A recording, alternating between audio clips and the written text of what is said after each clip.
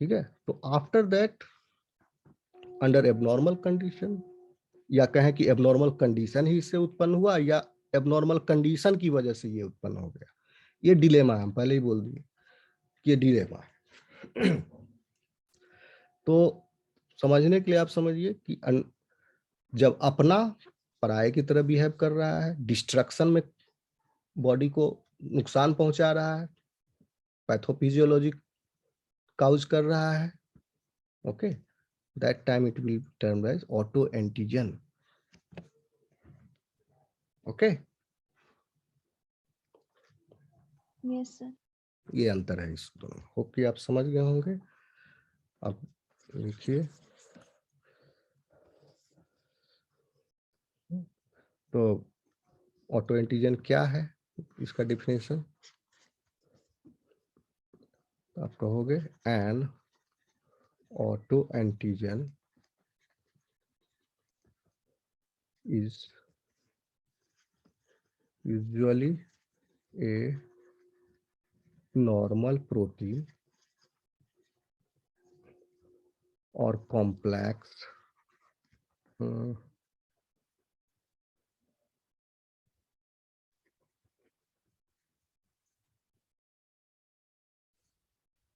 or complex of proteins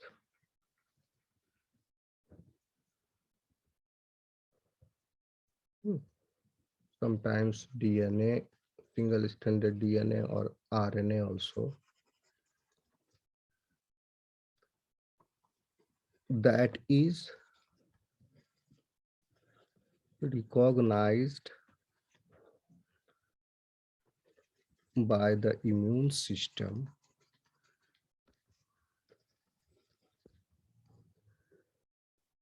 of patients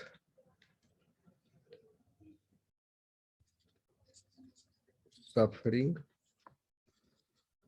from autoimmune disease।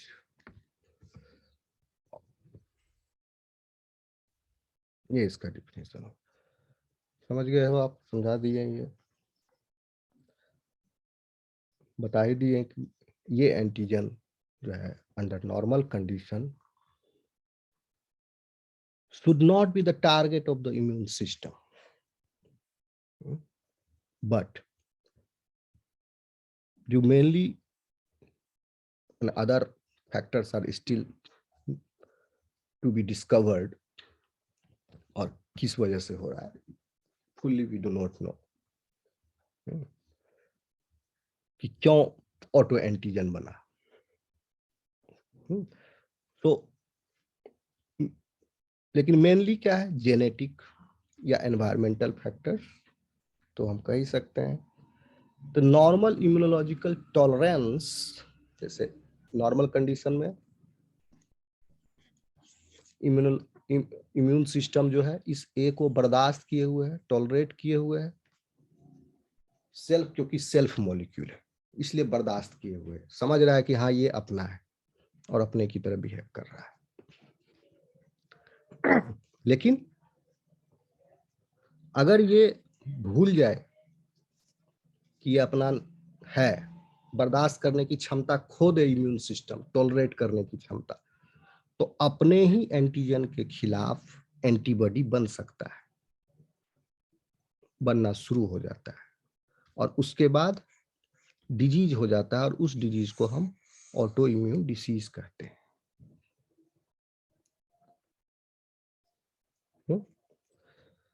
तो under normal conditions these should not be the target of the immune system, but mainly due to these factors such as genetic or environmental, normal immunological tolerance for such an antigen has been lost in the patients, और उसके बाद auto antibody generation, production शुरू हो जाएंगे। ठीक है, तो अब हम क्या बोल रहे हैं डिलेमा की, पहले ये अपना टॉलरेंस खोता है कि पहले ऑटो एंटीबॉडी को, पहले ये ऑटो एंटीजन बनता है कि पहले ऑटो एंटीबॉडी बनने की प्रक्रिया शुरू होती है? तो बिना एंटीजन के ऑटो एंटीबॉडी बनेंगे नहीं, या हो सकते हैं पहले से ऑटो। तो ये थोड़ा सा we do not know fully. Okay, मुर्गी आया कि अंडा आया पहले, या कहें कि ऑटो एंटीबॉडी जनरेशन हो गया, उसके बाद ऑटो इम्यून डिजीज डेवलप हुआ, या डिजीज डेवलप होने की प्रक्रिया पहले से शुरू हो गई और डिजीज होने के बाद ऑटो एंटीबॉडी जनरेट हो रहे हैं। इधर से इधर प्रक्रिया जा रही कि इधर से इधर जा रही है? We do not understand it. तो इसका बहुत सारे एग्जांपल्स हैं ऑटो एंटीजेंस का। गठिया बीमारी सुने होंगे, rheumatoid arthritis, auto immune disease है। Nucleic acids, nucleoproteins, these become auto antigens। ठीक है स्टूडेंट्स, ऑटो एंटीजन समझ में आया? Yes, sir. Now, on the basis of origin देख लिए, on the basis of chemical nature देख लिए, on the basis of immune response,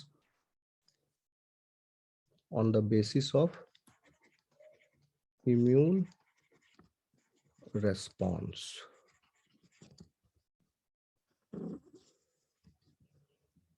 there are two types of antigens। एक हो गया कंप्लीट, सिंपल है, एक है incomplete.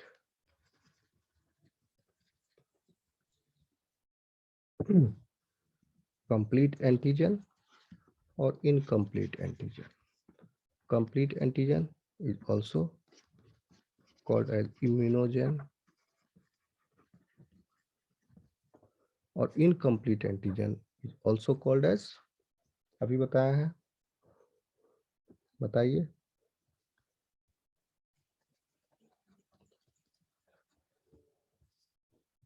Hapten। Hapten। Okay, so first complete antigen. These antigens possess antigenic properties de novo। बहुत important point है, इसको याद रखो। कंप्लीट एंटीजन का क्या पहचान है कि they have antigenic properties de novo. Body के अंदर, that is they are able to generate an immune response by themselves। समझे? खुद ब खुद पूरी तरह से सक्षम है। they are able to generate immune response by themselves। लेकिन incomplete antigen, they are foreign substances। ठीक है, ये भी फॉरेन हो सकता है, कंप्लीट एंटीजन, ये भी फॉरेन सब्सटेंस हो सकता है। Okay, but they are unable to induce immune response by itself। Therefore, they require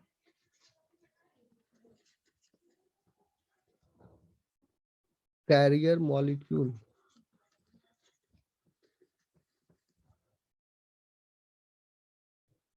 to act as a complete antigen, whereas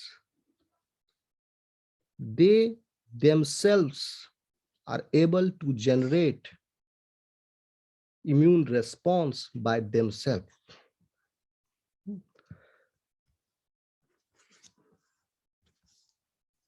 first difference in दोनों में अंतर। दूसरा, these are high molecular weight,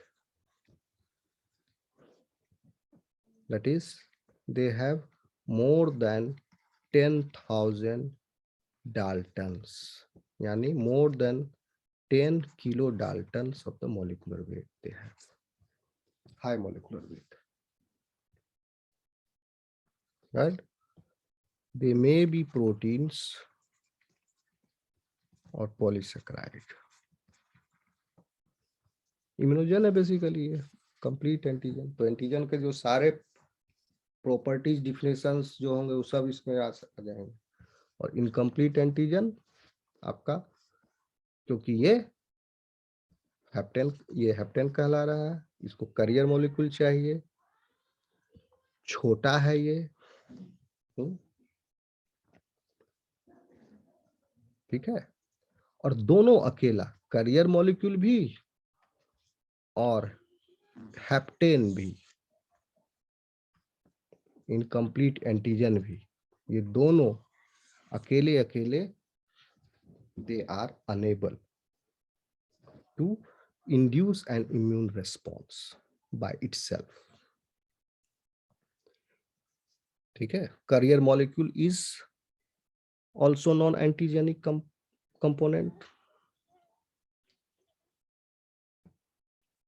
समझ में आ रहा है? And generally they are less, generally नहीं, they have low molecular weight, low molecular weight, so they have less than 10 kd.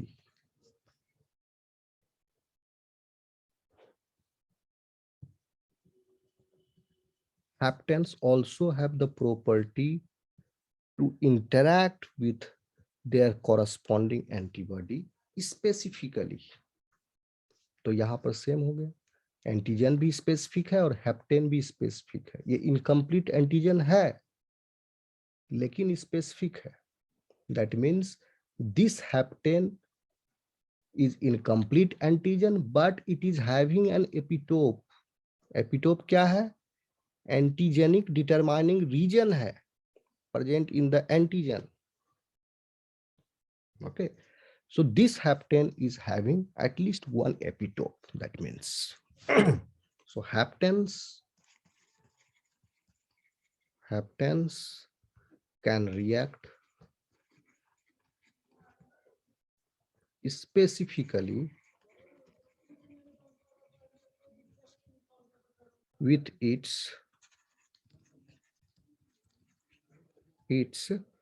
corresponding antibody. ये भी स्पेसिफिकली अपने कोरस्पॉन्डिंग एंटीबॉडी से इंटरेक्ट करेगा, लेकिन ये तो कंप्लीट है, एंटीजन है, लेकिन ये इनकम्प्लीट है फिर भी। तो अब आप, इसका मतलब हुआ कि ये इनकम्प्लीट एंटीजन जो है, कम से कम इसमें एक एंटीजेनिक डिटरमाइनिंग रीजन भी है या कम से कम एक एपिटोप भी है। लेकिन कैरियर मॉलिक्यूल वो स्पेसिफिक नहीं है, वो अकेला भी नहीं कर सकता है, इवन हेप्टेन भी अकेला नहीं कर सकता है, लेकिन है स्पेसिफिक। अगर उसको करियर मॉलिक्यूल मिल जाएगा तो किसी एक ही तरह के एंटीबॉडी के साथ वो बाइंड करेगा, ना कि भिन्न भिन्न तरह के एंटीबॉडीज के साथ। आ रही बात समझ में? Yes sir. ठीक है, तो हेप्टेन्स स्पेसिफिक है और कैरियर मॉलिक्यूल जनरल है। जैसे कि कोई सीरम प्रोटीन को हम we can use it as carrier molecule, और उससे हम कोई एपिटोप, लेस मॉलिकुलर वेट, कोई antigenic determining region attach कर दिए, तो वो हो गया एंटीजन तैयार।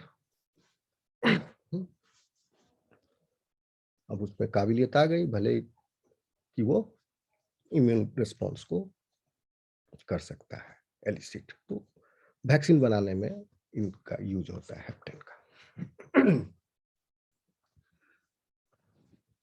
ठीक है, आ रहा समझ में स्टूडेंट्स? Yes, sir. एग्जाम्पल है, बहुत सारे एग्जाम्पल है, देख लेना। कार्डियोलिपिन है, स्ट्रेप्टोकोकाई है, ठीक है। अब